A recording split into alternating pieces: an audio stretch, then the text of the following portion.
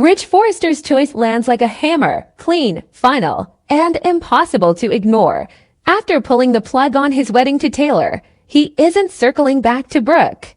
And he isn't keeping the door cracked for a someday maybe reconciliation with the mother of his children.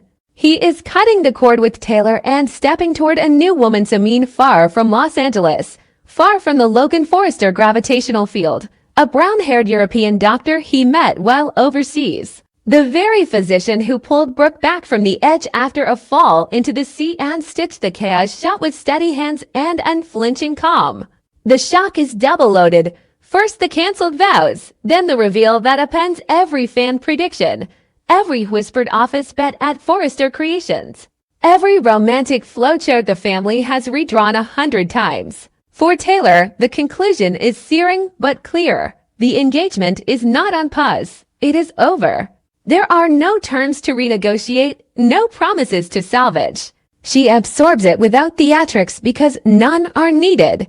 The truth itself is loud enough. Rich confirms it in plain words, eye steady, voice low, leaving no oxygen for speculation. He owns the decision. He doesn't spin it into fate or blame a misunderstanding. He simply says he couldn't walk forward with vows he no longer believed in and will not pretend otherwise. Taylor hears him, stands straighter, thanks him for saying it to her face, and leaves before grief can turn her legs weak. Outside his office, Steffi sees her mother's composure cracking along the edges and folds her in. While Thomas watches Rich through glass with a stare that says everything he refuses to say out loud, disgust at the timing, fury at the disrespect, fear for what the fallout will do to their mother's strength. Word detonates across the building in under 10 minutes. Designers whisper it first, then assistants repeat it like a headline. In the executive wing, Eric and Donna slam the door to block out the noise, while Carter tries to quarantine rumors and keep a quarterly meeting from becoming a town hall of heartbreak. Meanwhile, Brooke walks into the epicenter without knowing a tremor has already split the floor. She enters Rich's office expecting the same fraught dance they've done for years, the impulse to find each other after his break from Taylor. The flicker of hope she still nurtured despite every lesson that tells her not to. The honey nostalgia that makes terrible ideas feel inevitable. She finds a chair pulled out as if for a confession and a man who looks lighter and heavier at once. Rich doesn't ease into it. He tells her he's not coming back to her, not now, not later, not in the soft and defined future where the two of them always end up huddled together against the mess they make. She thinks this is pain speaking, the adrenaline of escape, the kind of declaration that evaporates by morning. He keeps going. He says he met someone in Europe. He doesn't lead with the part that will make headlines. He leads with the part that is most true to him. He felt peace. It started as a collision of emergencies a night along the Mediterranean. A Forrester promo shoot that ran late, a storm churning out of nowhere near the marina, a misstep on slick stone. Brooke going over the edge and into seawater dark as slate. Sirens, radios, a vessel's horn bellowing at the dock, noise everywhere until a brown-haired doctor cut through the chaos and took command. She introduced herself as Elena Marceau, trauma surgeon on call through a coastal medical network, and in minutes reduced the panic to tasks: stabilize, warm, monitor, move. Rich remembers focus radiating off her while she secured Brooke's airway and issued orders that saved precious seconds. After the crisis, as Brooke slept under observation, Elena stayed to answer Rich's clipped questions with clean answers. She left him with a contact card and a reminder to share it with the patient's primary physician once back in Los Angeles. That could have been the end. The show would have moved on. But Rich lingered in Monaco longer than planned, unsettled by the near miss and unsettled by how easy it felt to talk to Elena when the adrenaline wore off. No history to drag into the space. No old fights to stage again, just two people in a quiet cafeteria with bad coffee, laughing softly at nothing, speaking plainly. They parted with polite distance. He carried the neat rectangle of paper home and shoved it in a drawer with travel receipts and jet-lagged memories. He told himself it was nothing. He went back to Taylor with every intention to make forever real. And then the morning of the wedding arrived with its heavy suit and polished shoes and mirrors that reflect more than a tuxedo. Rich saw himself at the altar and felt a cold, lucid recognition. He was doing it again, walking someone he cared about into a version of him that belonged to another life. A man both Brooke and Taylor have loved and condemned in equal measure, a restless orbit that keeps the same two bodies bruised. He stepped away because he finally believed that stepping forward would be wrong. In the aftermath, while the family shouted and the press circled, a quiet question surfaced and refused to sink. If he cut the loop, then what? Someone had set his mind on that question months earlier in a hospital corridor with salt on her sleeves. He found the card. He typed the number. Elena answered on the second ring in a voice that made distance feel human-sized. The calls multiplied into weeks, then months, into mornings before Los Angeles woke and nights after Europe went dark. They did not trade tragedies. They traded details too small for gossip. The way she keeps a pen tucked behind her during rounds. The way he sketches when he's stuck on a design. The way she runs a hand along the stitching of a jacket as if checking a pulse. The rhythm was easy because it was new. No landmines, no anniversaries of arguments, no family tree whose branches have strangled romances for decades. When Rich finally told her what he'd done, how he left Taylor at the edge of a promise he could not keep, did not flinch or feed his guilt. She simply asked if he had told Taylor the truth and if he had a plan to treat her with respect beyond the first shock. He realized he wanted to be measured by that question going forward. So he shows Brooke the truth and expects fury. Instead, he gets silence, then a laugh without humor, then the kind of honesty only heartbreak can polish. She tells him she always thought the pendulum would swing back to her, that it always does, that maybe this time they'd learn enough to stop breaking each other. She is not angry that he chose someone new. She is angry that he didn't choose honesty sooner, angry at the years they both carved into pieces, because not now felt safer than never. She leaves him with a nod that is almost a bow. Shoulders squared, tears contained because she refuses to feed the spectacle. Outside, Hope meets her mother at the elevator, reads her face in an instant, and pulls her close. Across the building, Taylor stays in motion because motion keeps the body from collapsing.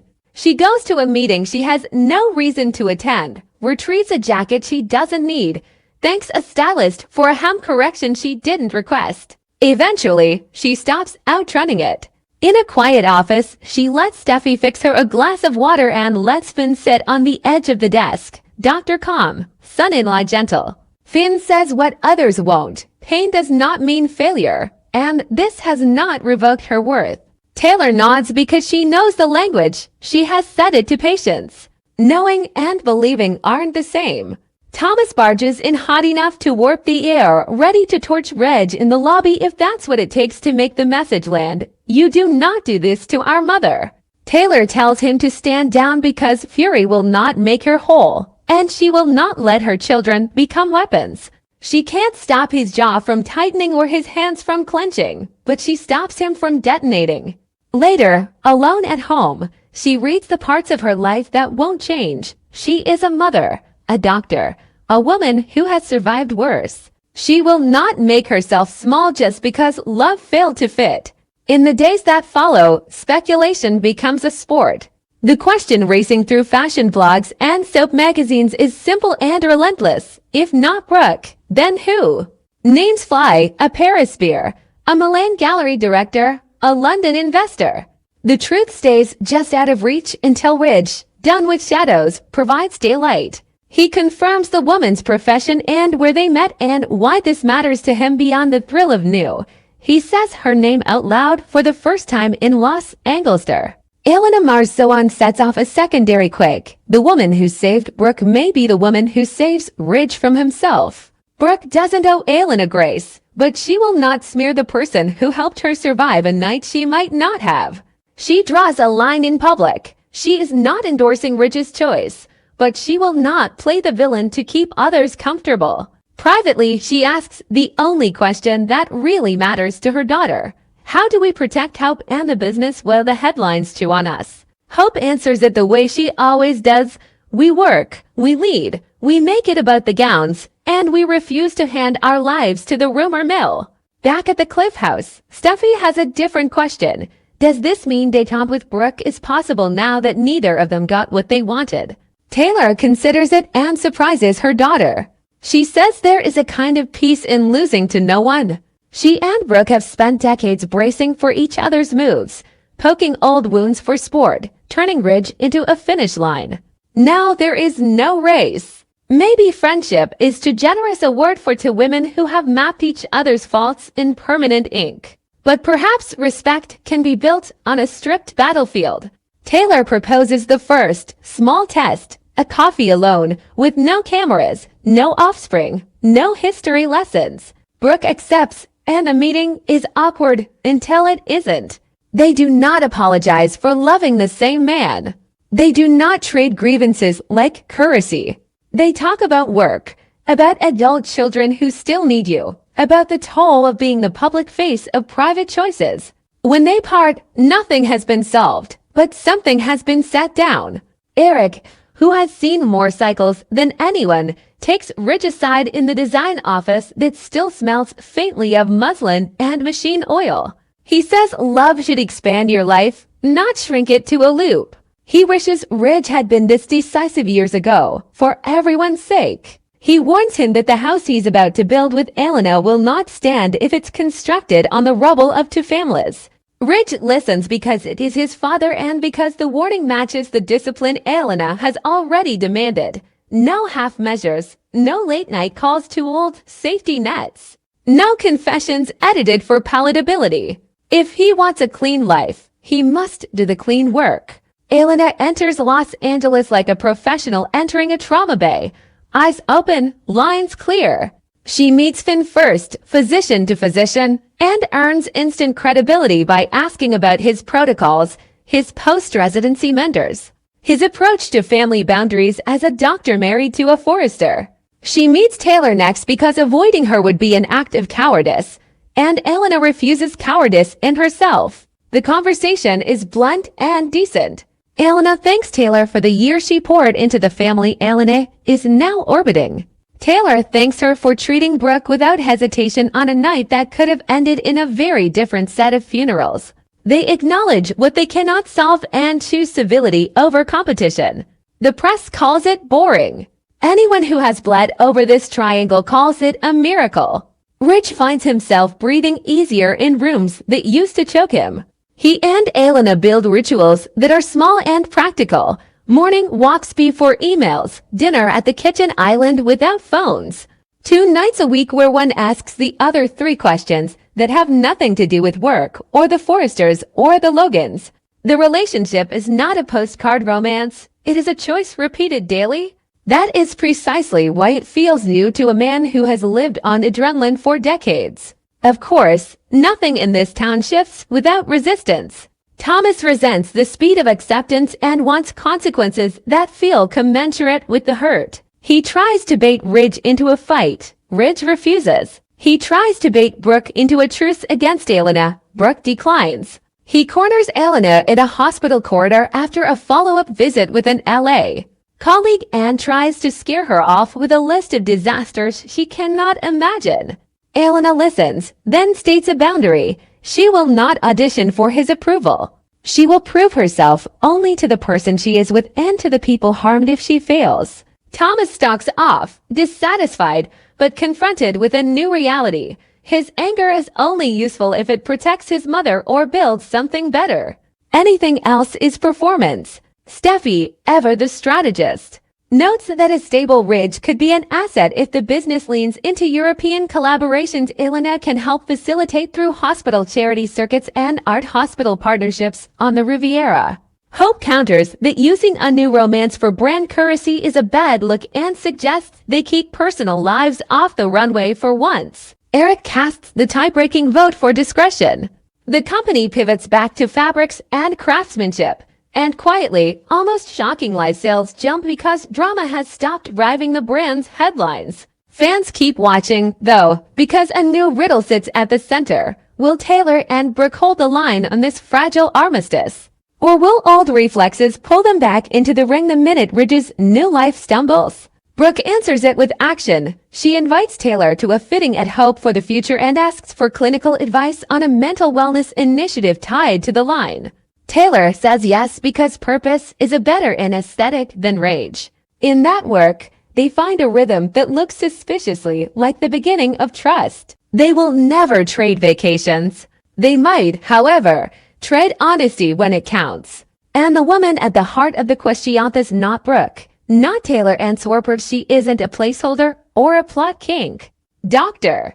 Elena Marceau is the kind of character this story rarely admits, a person whose drama is rigor, whose romance moves on the fuel of steadiness, whose presence demands the people around her choose growth or get out of the way. Rich has made the decision the audience least expected and maybe the only one that gives everyone else a chance to redefine themselves without him as the axis. Brooke stands shocked but upright, refusing to crumble into an old script. Taylor bleeds, then stitches herself back together the way she's helped others do, and considers the radical idea that peace with Brooke is not betrayal of herself. The mysterious brunette from Europe steps out of the fog and into the frame with a name, a record of competence, and a refusal to play games. And for the first time in a long time on this canvas, the question isn't which woman Ridge will choose. It's what these women will choose for themselves now that he has stepped off the merry-go-round and into something that looks less like spectacle and more like an adult life.